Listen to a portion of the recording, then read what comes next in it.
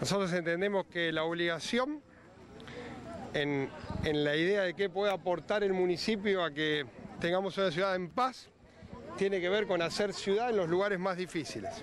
Estamos interviniendo, como ustedes ven, probablemente la intervención más grande en mucho tiempo en lo que es Villa Banana, un barrio que históricamente generó una situación de aislamiento del resto de la ciudad, pero lo estamos haciendo a la vez en todos los sectores donde lamentablemente a diario vemos manifestaciones de la violencia, producto también de cómo es la estructura de esos barrios. En el cordón Ayacucho y Tablada, en Parque Casas, barrio Casas, en la República de la Sexta.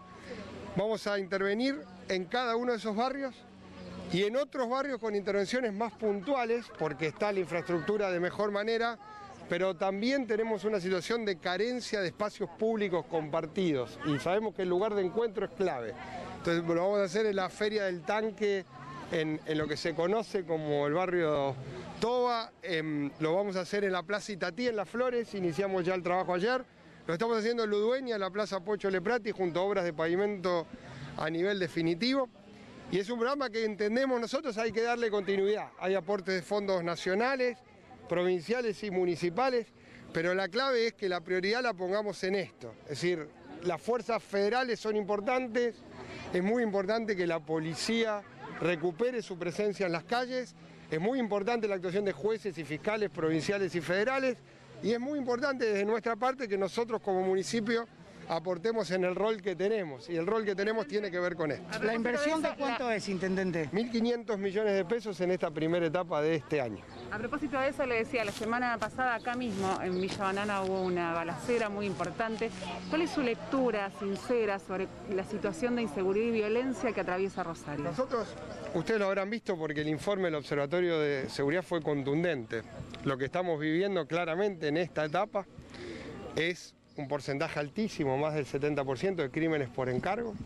Crímenes que muchas veces además son ordenados de personas que están cumpliendo condenas, es decir, no hay una situación anárquica, hay una situación organizada y por supuesto favorecido por algunas locaciones y favorecido también por lo que yo entiendo es una política que requiere darle alternativas a nuestros jóvenes distintas a participar de una economía que lamentablemente puede ser que le dé algún ingreso en el corto plazo, pero que termina muchas veces con el fallecimiento de esos mismos jóvenes, ¿no? Y es lo que vemos a diario. Entonces, ¿el municipio le da oportunidad a esos jóvenes que a veces parecieran no encontrar otra alternativa que el delito? Sí, Evelyn, pero eso implica empleo, implica familia, implica educación.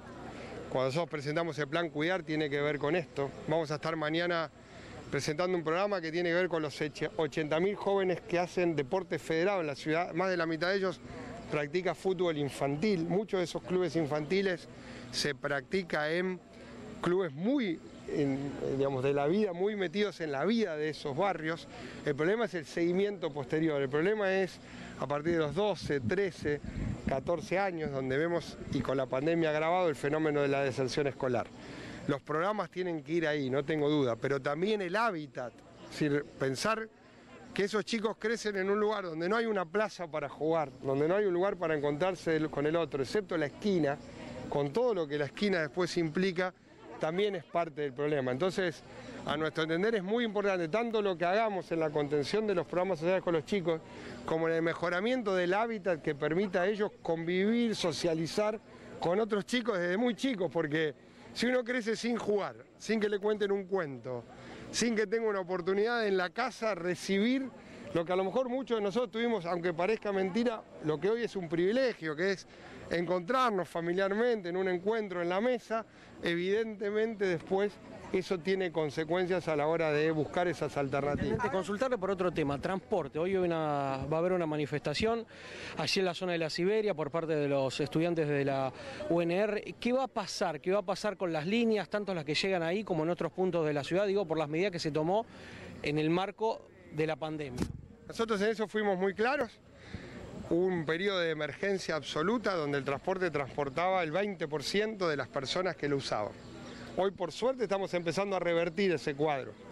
Por primera vez estamos arañando los 300.000 pasajeros, ¿no? De 450.000 nos falta un tramo, pero no son los 100.000, 110.000 que tuvimos. Entonces, como lo dijimos en ese momento, esta misma semana, seguramente el día jueves, vamos a presentar una reversión de las medidas de algunas de las medidas de emergencia que tomamos. La primera, queremos en esto llegar a los 450.000, pero vamos, Pedro, a dar las primeras medidas que tienen que ver con separar algunas de las fusiones que habíamos tenido que hacer y probablemente también con un trabajo de mejoramiento de algunas líneas, por ejemplo la 115, una de las líneas que llega a la Siberia, que tiene enormes problemas de frecuencia, tanto en la zona del aeropuerto y del noroeste como en la llegada a la Siberia. Se dividen otra vez las líneas, digamos, en este marco, algunas se habían unificados, ahora otra vez sería como el viejo sistema. Sí, en realidad más que el viejo no, nosotros tuvimos una medida de emergencia que fue, teníamos pocos pasajeros, poca posibilidad de llevar servicios, fusionamos servicios para que el recorrido quede sin atender, no quede sin atender. ¿Qué pasa? Ahora está atendido, pero con mucho problema de frecuencia, entonces tenemos que volver. El día jueves vamos a presentar los cambios para que la gente pueda estar adaptada, para que ya la semana que viene estén en marcha, porque entendemos que esa es una prioridad hoy, pero queremos ser claros en esto, lo dijimos, hay medidas que se tuvieron que tomar porque al no tener las actividades habilitadas no había recuperación. Si ustedes recuerdan, una de las cosas que dijimos fue cuando recuperemos la presencialidad plena, vamos a poder revertir algunas de estas medidas. Bueno, ahora tenemos presencialidad plena. En la universidad, particularmente, sé que hay una protesta hoy, la presencialidad se está empezando a recuperar, tenemos el inconveniente que dentro de un mes seguramente esa presencialidad volverá a revertirse y estamos, por supuesto, pensando... Como ejemplo, por ejemplo, de la línea 115, 138, 139, que se fusionaron, ¿ahora volverán a estar separadas? Ese es uno, lo vamos a presentar el día jueves, pero ese es uno de las demandas más fuertes que tenemos y es una de las cosas que queremos mejorar. La frecuencia del 115, del 138 y del 139 claramente son de las que tenemos en el pico de reclamos. Ustedes piensen que nosotros recibimos a diario, como ustedes, los reclamos de los vecinos, los tenemos sistematizados. En función de eso y de la medición de frecuencias vamos a tomar las medidas. Pero es una buena noticia que podamos ir saliendo de lo que vivimos. Implica también tener algunas medidas con coches y con choferes porque ustedes saben, la semana pasada tuvimos un conflicto con una de las empresas prestadoras, tenemos que también tratar de revertir. Y también tiene que ver con esto que estamos hablando, ¿no? Mejorar el transporte también tiene que ver con cómo facilitar. Las conductoras de G-Taxi están denunciando que el 95% de la ciudad está siendo manejado por hombres, el 5% por mujeres, piden más licencias. ¿Es una posibilidad este proyecto que se presentó? Estamos trabajando con G-Taxi, yo estuve reunido con Eva, estuvimos resolviendo además un problema particular que se había dado. Obviamente hay cuestiones que vienen de mucho tiempo, ¿no? Entonces...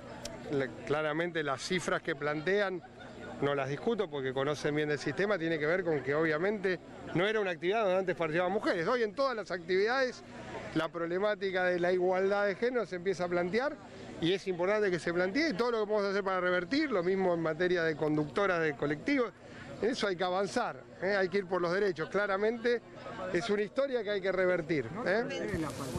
Sí, claramente tenemos un problema grave, estamos en dos planos, en uno terminando de intimar por RA, se le está notificando a cada uno de los que tiene que prestar el servicio cada fin de semana, pero el impacto del aumento que generó la intimación no es el que queríamos. Entonces vamos a pasar a tomar medidas más fuertes, porque medidas más fuertes, las que sean necesarias. Primero uno puede entender que estuvimos 1 año y medio con el servicio funcionando de otra manera, entonces no puede exigir de un día para otro, pero también está claro que ya hace 2 meses que venimos trabajando sobre la problemática, queremos tomar las medidas consensuadas, pero hay una cuestión de respeto al vecino. Sí, hay sanciones que ya se están aplicando, en muchos casos pueden llegar a eso, pero lo que queremos es coches en la calle, lo que queremos es que contraten choferes, para decirlo claro, necesitamos que aquellos coches que de noche no funcionaban porque no funcionan las actividades, y va lo mismo al transporte, miren. Nosotros tuvimos 1 año y medio funcionando con casi la noche sin actividad.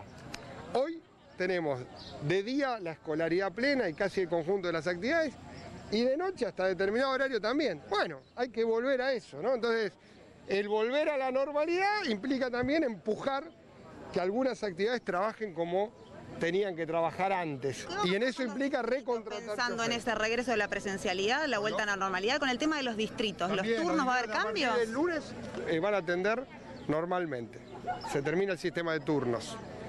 Hemos vuelto en esto, insisto, a ir normalizando las actividades, porque claramente vivimos en una situación tan anormal que lo que hay que recuperar es lo que era habitual. Y nosotros tenemos que recuperar la habitualidad, y eso es lo que vamos a hacer, lo que estamos haciendo en el transporte, en la atención de los distritos, en los sistemas. Vamos a también tratar de que las reparticiones que estén en los distritos todas pasen a trabajar con atención plena. Estamos en otra etapa, por suerte, y queremos consolidarla en todos los niveles. Intendente, obviamente el clima está cambiando afortunadamente, hablando del calor en sí, y siempre es un reclamo en esta época del año la fumigación. Estamos fumigando desde hace un mes, el día viernes estamos trabajando en dos planos, porque también el dengue tiene que ver con esa preocupación, con operativos de fumigación sostenidos desde hace un mes en la ciudad, pero hasta ahora muy concentrados en espacios públicos. Ahora vamos a empezar en barrios y con las tareas de descacharrado. La ventaja es que